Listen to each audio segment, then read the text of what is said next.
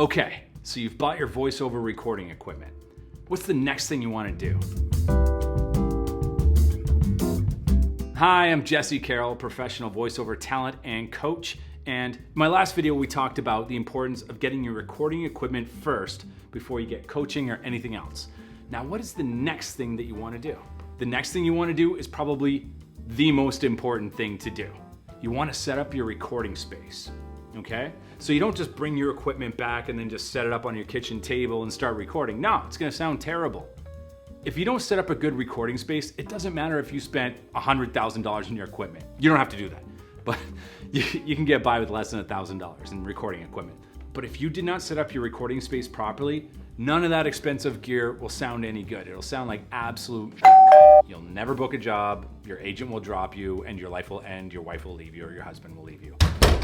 That's what will happen. Okay, it's not that bad, but seriously, you need to set up your recording space and do it well.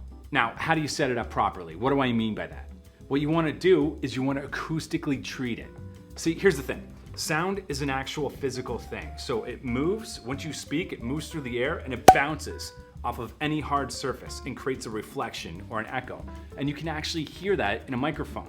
Like this space that I'm in right now is my living room, and I've got some stuff in here that might absorb it a bit, my big couch, but still I wouldn't record in here. There'd be way too many reflections.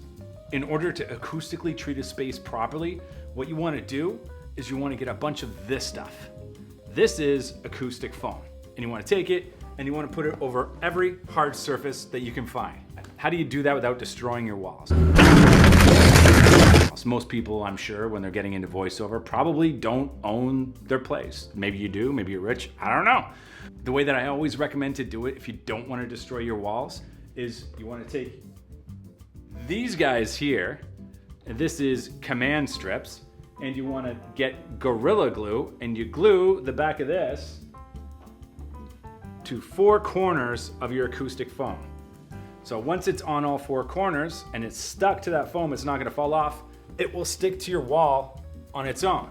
And then you can actually pull it off without destroying your walls. That's what they're made to do. But you need the glue to stick to the foam because they won't stick to the foam on their own. Next question. Where's the best place to record? Where do you set the space up? So you have a few options here. Hopefully you have a walk-in closet. It's not the end of the world if you don't, but that is the best option. If you have a walk-in closet, what you want to do is take all of your clothes out for now, you'll put them back in, and then take acoustic foam again and put it over every wall, all the walls, put them on the roof, put carpet on the ground, and then take your clothes and put them back in. Because clothes make a recording studio sound, they're highly absorbent, they stop sound, and it makes your room sound really, really dead. So clothes actually help. So what if you don't have a walk-in closet?